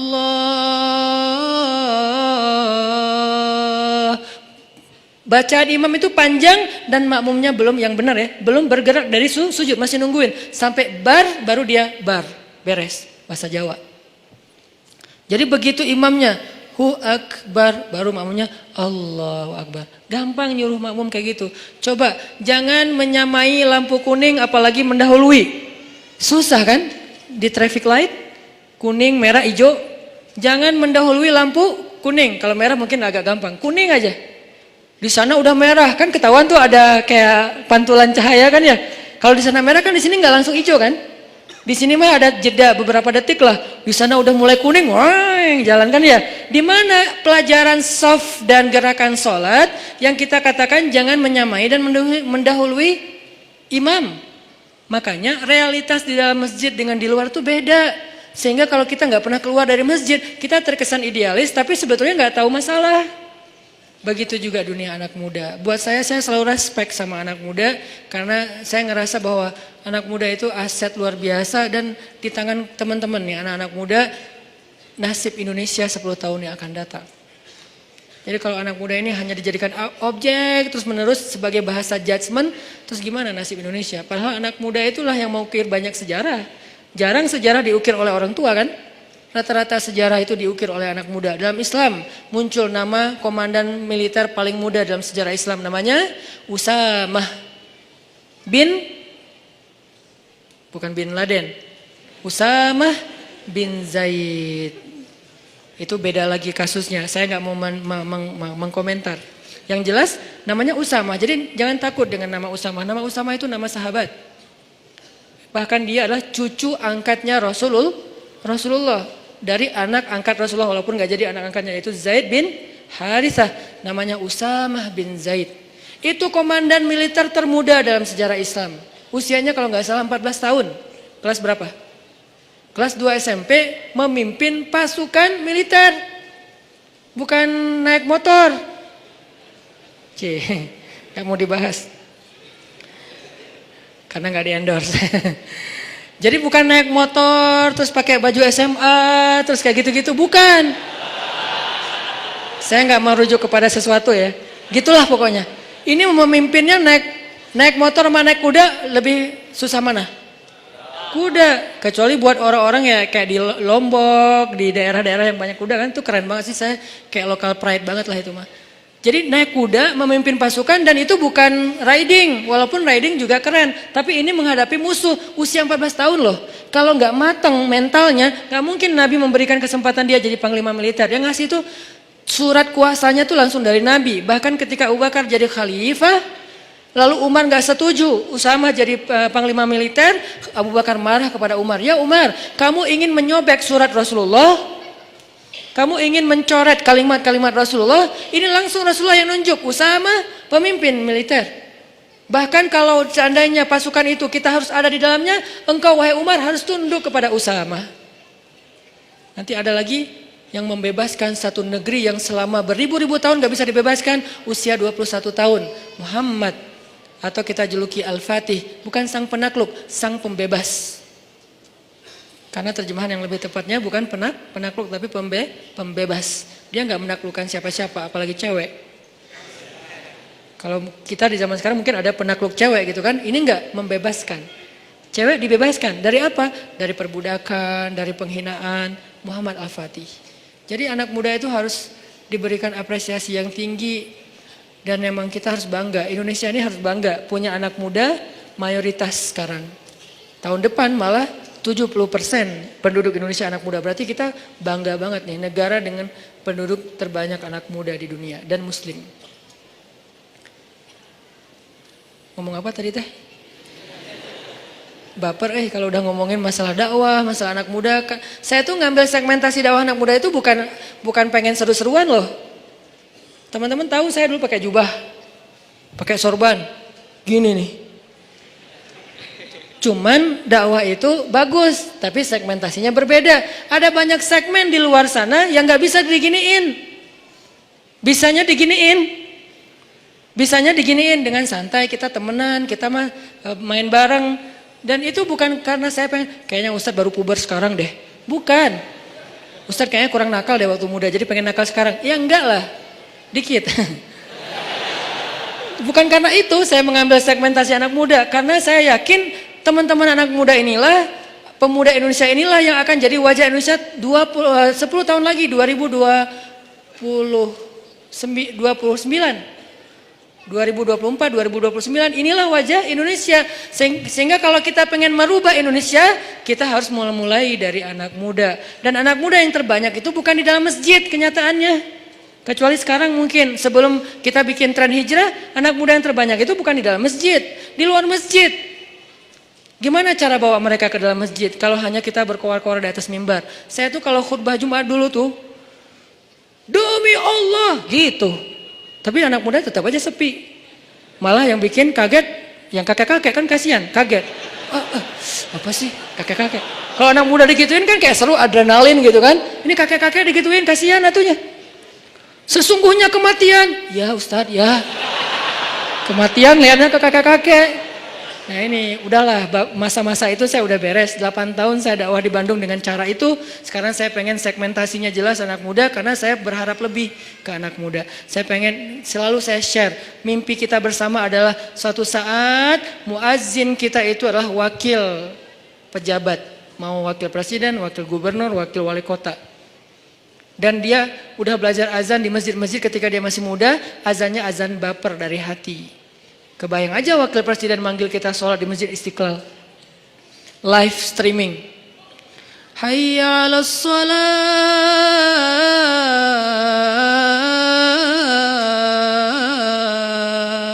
Siapa itu?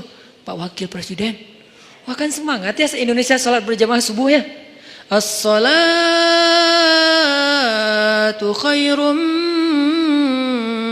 minan naum. Wah, Wakil Presiden bilang sholat lebih baik daripada tidur. Kan keren tuh. Datang anak muda berbondong-bondong ke masjid karena diazanin sama Wakil Presiden. Wibawa banget tuh, izzah. Begitu masuk, qamat nih. Allahu Akbar, Allahu Akbar. Asyhadu an la ilaha illallah. Wakil Presiden. Istawu sufufakum. Siapa? Presiden. Wah, keren ya.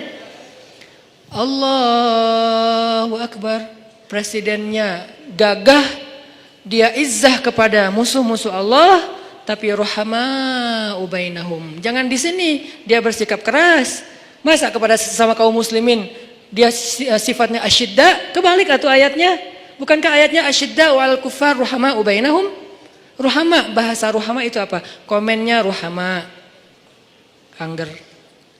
Komennya rohama, ngomongnya ruhama, di grup broadcastnya ruhama, kalau ketemu kaum muslimin itu ruhama. Kepada manusia, rahmatan lil alamin. Kepada kufar, siapa kufar? Orang yang memerangi mereka. Musuh-musuh yang zalim. Seperti orang misalnya Israel yang menjajah Palestina. Atau orang-orang zalim yang menyakiti kaum muslimin di Suriah, di Yaman, di Irak, di Rohingya itu asyidda. Jadi nggak ada salaman sama mereka, pelukan, senyum-senyum, asyidda sama mereka. Kalau ditarik, kita tarik balik. Berarti kan dia juara panco presidennya. Kan ada tuh presiden narik-narik gitu kan. Nah kalau kita nggak kuat narik kan kayak kalah gitu kan. Alhamdulillah ada presiden kaum muslimin di satu negeri ditarik nggak bisa. Aduh berat ya udah deh nggak jadi gitu.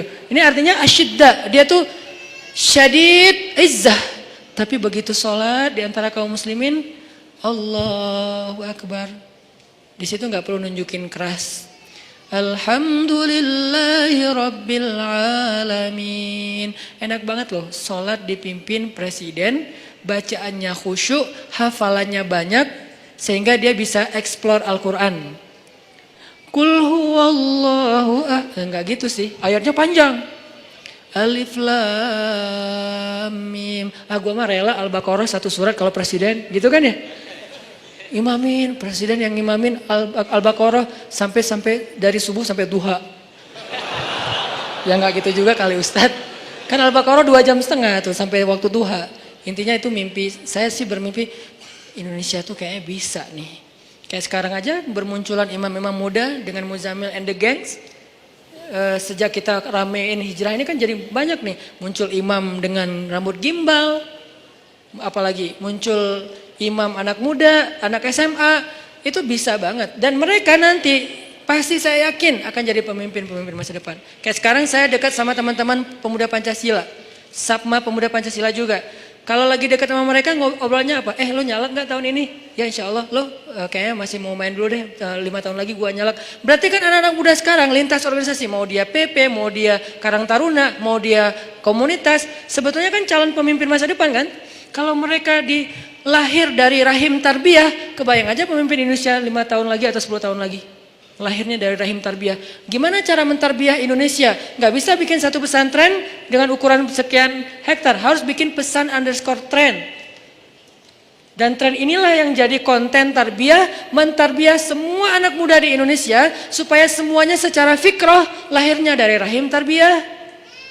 Secara hamasah lahirnya dari masjid. Secara rahmah lahirnya untuk kemanusiaan. Itu harapan kita. Itu tuh mimpi saya. Kenapa saya mengambil segmentasi anak muda? Itu bukan main-main. Jadi kalau saya tulis banyak main banyak manfaat, itu hasil renungan dan emang tujuannya main di sini tuh silaturahim, main di sini tuh touring, main di sini tuh olahraga. So, apa yang salah dengan itu? Yuk kita sama-sama kita ramein dakwah anak muda ini. Kenapa? Ini penting untuk 5 tahun 10 tahun lagi Indonesia. Kalau enggak kebayang, karena anak muda ini efek perbaikannya hebat, efek perusakannya juga yang gak kalah hebat. Kalau orang tua ada di tengah-tengah aman. Jadi rusak ya gitu, baiknya juga ya gitu. Kalau anak muda baiknya keren banget, kalau dia jadi rusak juga innalillah banget. Makanya balik lagi kepada tema tadi, kecewa. Walaupun agak-agak gak nyambung sih, gak apa-apa lah ya. Nanti diedit baru masukin YouTube. Kecewa. Poin yang kedua itu adalah cari satu hobi. Tadi mau ngomongin itu sebetulnya. Cari satu hobi yang bukan hanya entertain. Walaupun boleh, saya juga hobi entertain ada. Hobi kan harus nggak harus satu kan. Entertain ada hobinya. Olahraga ada. Hangout jalan ada. Tapi selain ini bagus semuanya. Tapi tambahin satu lagi, hobi ibadah. Ibadah tuh harus jadi hobi. Biar apa? Biar kita tuh bisa enjoy. Ambil aja salah satu deh, nggak usah banyak-banyak. Saya nggak minta teman-teman tahajud 11 rakaat 1 juz, nggak. Tilawah 1 hari 1 juz, nggak. Ambil yang paling ringan dulu deh, tapi jadiin hobi. Misalnya sholat duha atau sholat mutlak. Sholat mutlak kan lebih bebas lagi nih, kapan aja. Jadi pokoknya agak-agak nganggur dikit, sholat Allahu Akbar. Itu kalau sholat tanpa ada jadwal, bukan karena waktunya sholat, kita tuh kadang-kadang kesannya lebih free ride loh. Free ride-nya apa? Kayak nggak ada beban. Kan free ride tuh nggak terbeban dengan GoPro, nggak terbeban dengan 360, nggak terbeban dengan kamera, nggak terbeban dengan tele, kan gitu kan? Karena dia kayak, gua mah pengen main aja, jadi nggak pakai bawa-bawa tim pencitraan. Dia mau ke gunung, nggak bawa tim kamera, dia di laut nggak bawa tim kamera, dia loncat dari tebing nggak muncul-muncul juga, nggak ada yang ngamerain, biasa aja, namanya free riders. Bisa nggak kita ibadah tuh selain memang udah ada waktunya, muqayyad, ada yang free ride. Free ride itu mutlak, bebas. Sholat aja, nggak ada yang nyuruh, nggak ada yang maksa. Sholat itu kalau jadi hobi teman-teman, sebanyak mungkin sholat sunnah mutlak, itu akan jadi obat ketika kita kecewa. Tapi itu nggak bisa pas kecewa baru dilakuin. Harus dibiasain dulu dari sekarang. Begitu nanti kecewa, itu jadi akan, kayak kita kecewa ngopi, sedih nongkrong, sedih nonton, sedih ketemu teman, sedih main. Sekarang sedih sholat. Baru nanti berlaku ayat, ya ayyuhalladzina amanu sta'inu bis sabri was shalah. Mintalah pertolongan Allah dengan sholat salah satunya. Itu nggak bisa kalau nggak dimulai dilatih, dijadikan habit dan hobi. Siap insya Allah? Ya mudah-mudahan anak muda yang ada di masjid ini, yang ada di kota ini kota inspirasi banget di seluruh Indonesia. Yang ada di negeri ini negeri yang mudah-mudahan kita berbaik sangka. Negeri yang disebut oleh Nabi di akhir zaman akan datang kemenangan Islam dari timur. Dan timur yang paling timur itu adalah, kalau paling barat Maghrib, kalau paling timur itu Maroko, yang paling timur itu Maroke.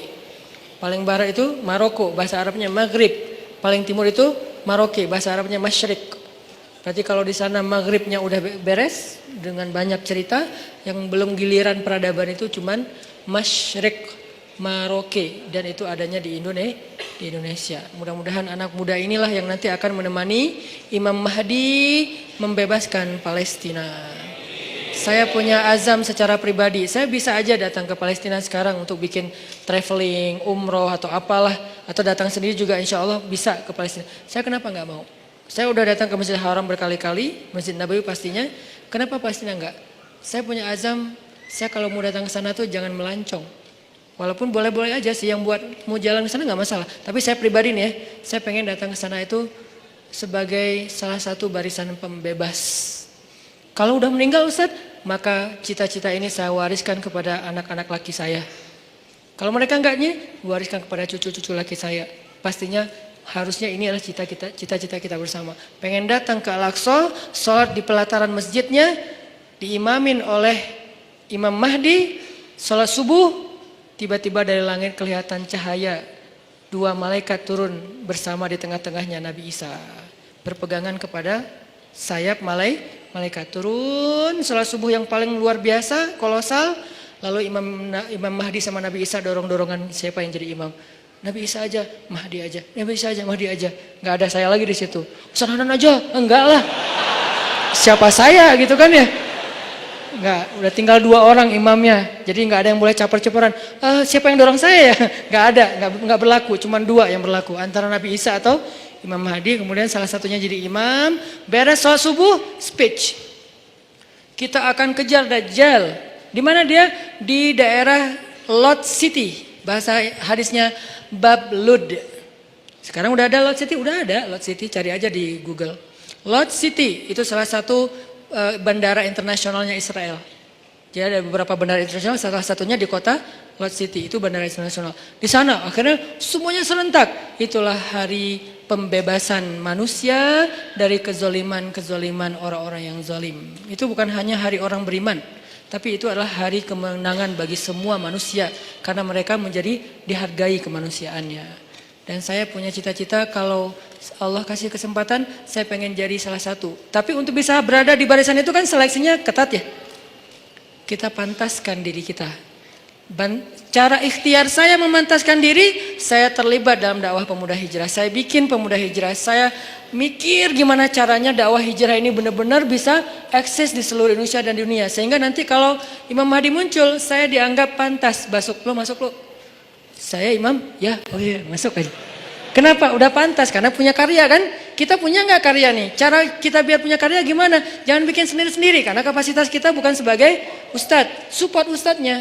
Apa kapasitas teman-teman? Anak mobil. Di sini ada teman-teman anak mobil, anak modifikasi. Kita mau bikin event bareng. Anak apa lagi? Anak seni. Saya yakin semua potensi anak muda itu adalah anugerah Allah. Saya nggak mau menjudge potensi teman-teman itu ada yang positif negatif. Semuanya positif selama tidak melanggar syariat. Potensi itu coba support saya. Man ansari ilallah. Siapa di antara kalian yang mau mensupport saya di jalan Allah? Itu kan akad dakwah. Yuk kita bangun negeri ini. Karena dakwah kita kan dakwah damai kan. Kita kan nggak mau ribut-ribut. Kalau terpaksa ribut dan kontroversi di sosmed, ya bukan karena kita. Pernah nggak saya sengaja rame-ramein di sosmed biar heboh gitu, biar followers saya naik? Ya enggak lah. Kalau sesekali ada, ya qadarullah naik followers. Sombong. Padahal kalau mau digitu-gitu kan tinggal ambil yang trending topik apa sekarang. Masalah misalnya pernikahan. Ya udah saya bikin komen saya tentang bab itu. Kan naik tuh follower saya kan ya. Karena viewernya gede. Buat apa? Saya nggak kayak gitu. Tapi kalau terjadi kontroversi sesekali ya qadarullah untuk menguji kesabaran, menguji iman. Intinya teman-teman, yuk sama-sama kita jadikan Indonesia ini benar-benar kiblat peradaban. Kalau kiblat sholat nggak boleh, kiblat sholat tetap Mekah. Kiblat peradaban yang dimulai dari anak muda. Dan itu mungkin banget dari Bandung. Kenapa? Bandung punya sejarah. Tinggal kita mengulangi sejarah itu. Apa yang pernah terjadi akan terjadi lagi. Tidak ada yang baru di bawah matahari. Kata siapa Ustaz? Lupa, saya cari aja di Google. Mudah-mudahan bermanfaat. Oke, mudah-mudahan apa yang tadi kita dapatkan bisa jadi tambahan iman, memperbaiki akhlak, membuat kita lebih semangat lagi tongkrong dalam majelis ilmu. Dan saya titip satu hal, anak muda ayo bangkit. Bangkit bersama, bangkit dengan bersatu. Jangan sampai urusan politik 2019 April memecah belahkan anak muda. Enggak boleh. Kita boleh beda pilihan, tapi kita enggak boleh saling mencela dan berpecah belah. A'udzu billahi minasyaitonir rajim. Bismillahirrahmanirrahim.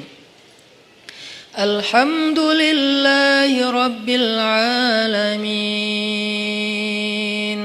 Alhamdulillahi rabbil alamin hamdan yuwafi ni'amahu wa yukafi'u mazida. Ya Rabbana lakal hamdu kama yanbaghi li jalali wajhikal karim wa 'azimi sultanik.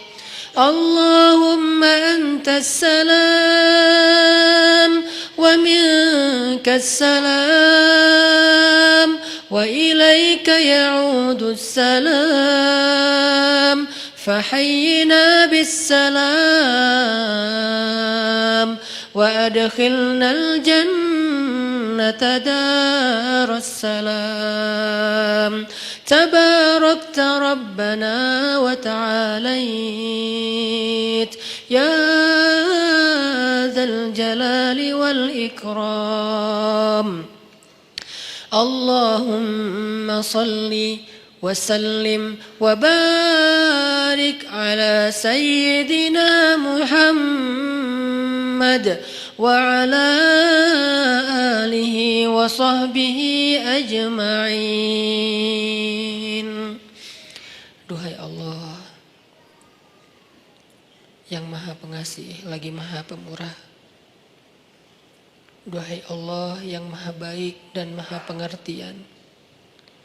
Duhai Allah yang Maha Lembut dan Maha Santun. Duhai Allah yang Maha Mengetahui dan Maha Bijaksana. Inilah kami hamba-hambamu ya Allah. Datang ke sini untuk berpasrah kepadamu ya Allah. Kami serahkan pikiran kami untuk Engkau tuntun kepada ilmu yang benar. Kami serahkan lisan kami agar bisa bertutur dan berzikir dengan nama-namamu yang mulia. Kami serahkan telinga kami agar mampu mendengar ayat-ayat dan hikmah-hikmah tentang kebesaran-Mu. Kami serahkan tangan kami agar mampu bermanfaat dan memberi sesuatu yang bisa menyelesaikan urusan hamba-hamba-Mu. Kami serahkan kaki kami agar mampu melangkah berjalan menuju rumah-Mu dan tempat-tempat yang Engkau ridhai. Kami serahkan hati kami ya Allah, agar hanya yakin kepadamu agar Engkau penuhi hati itu dengan cinta terhadap akhirat melebihi terhadap dunia. Agar Engkau jadikan hati itu bergetar ketika nama-Mu disebutkan. Agar hati itu merasa menyesal terhadap dosa-dosa di masa lalu. Agar hati itu dipenuhi dengan iman. Kami serahkan hidup kami agar Engkau tuntun kepada takdir-takdir baik yang Engkau putuskan untuk kami. Kami percaya ya Allah, Engkau tidak pernah menginginkan keburukan untuk hamba-Mu. Engkau tidak pernah sengaja memberikan musibah kepada hamba-Mu. Engkau tidak pernah sengaja menyakiti hamba-Mu. Engkau tidak pernah sengaja membalas hamba-Mu dengan kemurkaan-Mu. Karena kami yakin rahmat-Mu mendahului marah-Mu. Kasih sayang-Mu mendahului amarah-Mu. Sifat kasihan-Mu mendahului murka-Mu. Engkau tidak mungkin marah kepada hamba-Mu sebelum Engkau sayang kepada dia. Engkau tidak mungkin murka kepada hamba-Mu sebelum Engkau kasihan kepada dia. Engkau tidak mungkin mengambil nikmat dari hamba-Mu sebelum Engkau berlimpahi dia ya Allah. Karena sesungguhnya rahmat-Mu lebih luas daripada kemarahan-Mu. Kami berserah kepadamu ya Allah. Kami serahkan diri kami, hidup kami, jiwa kami hanya kepadamu ya Allah. Tuntun kami ke arah yang Engkau kehendaki. Kami pasrah, kami ikut ya Allah. Karena kami yakin Engkau tidak mengarahkan dan menuntun hamba-Mu kecuali kepada kebaikan di dunia dan akhirat bagi kami. Kami pasrah ya Allah terhadap keputusan-keputusan-Mu tentang sekolah kami, tentang kuliah kami, tentang pekerjaan kami, tentang usaha kami, tentang pertemanan kami, tentang perasaan cinta kami, tentang hubungan kami dengan seseorang yang istimewa bagi kami, tentang keluarga kami, tentang segala sesuatu tentang kami pasrah kepadamu. Tuntun kemanapun Engkau kehendaki ya Allah, karena kami yakin semuanya baik. Tidak ada yang datang darimu kecuali kebaikan ya Allah. Inilah kami hamba-hamba-Mu. Datang belajar di sini untuk bisa benar-benar istislam dan tawakal kepadamu. Benar-benar menjadi hamba yang inna salati wa nusuki wa mahyaya wa mamati lillah. Benar-benar ingin belajar iyyaka na'budu wa iyyaka nasta'in. Benar-benar ingin belajar menjadi hamba yang wa ma khalaqtul jinna wal insa illa liya'budun. Bimbing kami ya Allah agar kami bisa menjadi seperti itu. Jangan biarkan ada satu detik dalam hidup kami yang berjalan tanpa ada nama-Mu. Jangan biarkan satu detik pun dalam hidup kami, dalam waktu kami habiskan bukan karena-Mu. Jangan biarkan sejengkal tanah kami berjalan kecuali berjalan ke arah-Mu. Jangan biarkan satu pun ide yang kami pikirkan kecuali tentang kebesaran-Mu. Jangan biarkan satu rasa kami rasakan di dalam dada kecuali kagum kepadamu. Tuntun kami ya Allah. Ajarkan kami ya Allah. Kami sudah pasrah. Kami lelah dengan hidup pilihan kami sendiri selama ini ya Allah. Selama ini kami memilih adegan hidup kami, arah hidup kami sendiri. Kami tidak mau tahu tentang arahan darimu.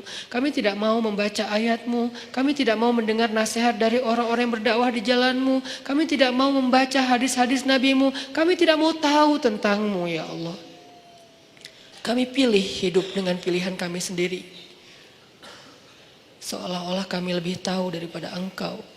Seolah-olah kami lebih mengerti yang mana baik dan mana buruk untuk diri kami daripada Engkau. Seolah-olah kami tahu segalanya ya Allah. Kami pilih pilihan hidup. Kami tentukan sendiri segalanya. Kami percaya tanpa-Mu kami bisa. Sehingga kami jarang bahkan hampir tidak pernah berdoa. Tapi pada akhirnya kami sadar pilihan itu membawa kami kepada kecelakaan. Pilihan itulah yang menuntun kami kepada dosa-dosa. Yang dengan dosa-dosa itu tertutup hati kami. Yang dengan dosa-dosa itu membuat kami jauh darimu. Yang dengan dosa-dosa itu kami kehilangan nikmat ibadah dan tidak pernah merasa bahagia. Mungkin kami dapatkan harta tapi kami tidak bahagia. Mungkin kami punya pasangan tapi kami tidak akur. Mungkin kami punya keluarga tapi semuanya sibuk sendiri-sendiri dan kami tidak utuh. Karena kami menentukan hidup kami sendiri dan tidak meminta bimbingan-Mu ya Allah. Kami lelah dengan itu, kami pasrah. Kami ingin kembali kepadamu. Pilihan-pilihan kami sudah kami tinggalkan.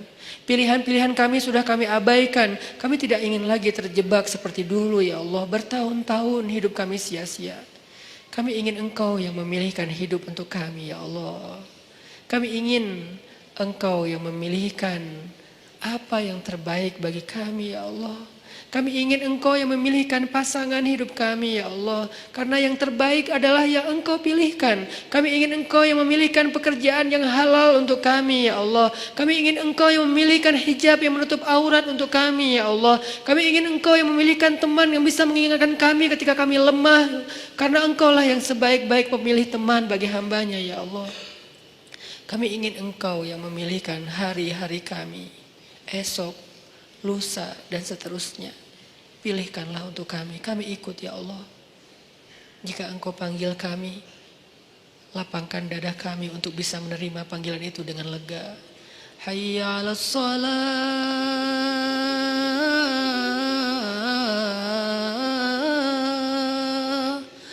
Ya Allah, jangan biarkan kami mendengar suara itu dengan marah.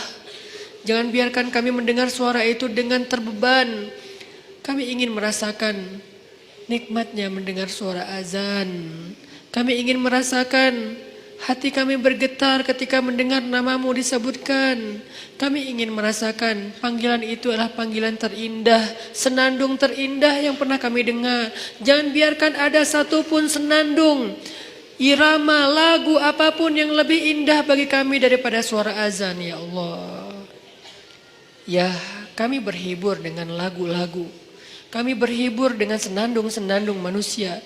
Tapi kami tidak mau senandung itu mengalahkan suara azan. Celaka kami jika kami mengganti suara azan dengan hiburan-hiburan makhluk ya Allah. Itu hanyalah kesenangan sesaat. Tetapi hiburlah kami dengan suara azan dan bacaan Al-Quran. La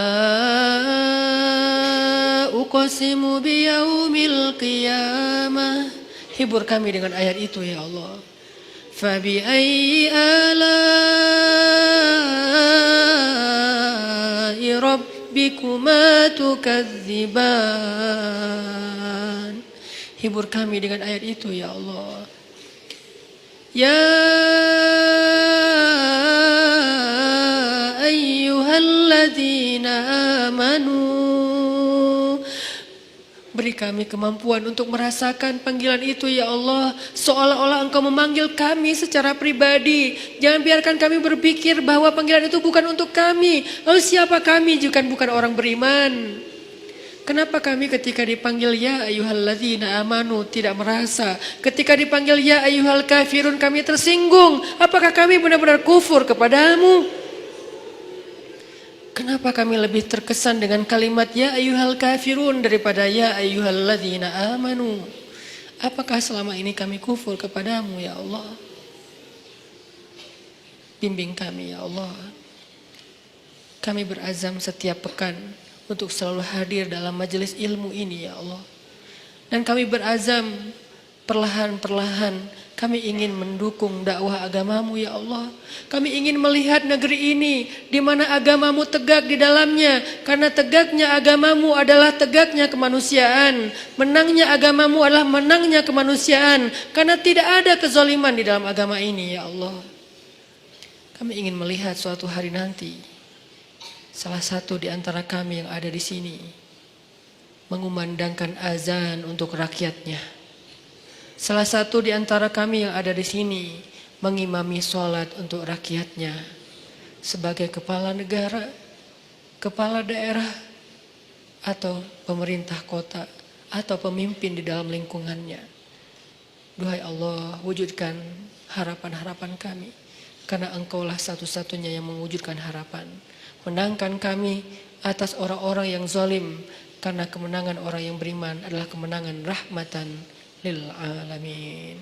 Rabbana atina fid dunya hasanah wa fil akhirati hasanah wa qina adzabannar. Subhanakallahumma wa bihamdika asyhadu an la ilaha illa anta astaghfiruka wa atubu ilaik. Terima kasih buat teman-teman semuanya. Barakallahu fikum. Wassalamualaikum warahmatullahi wabarakatuh.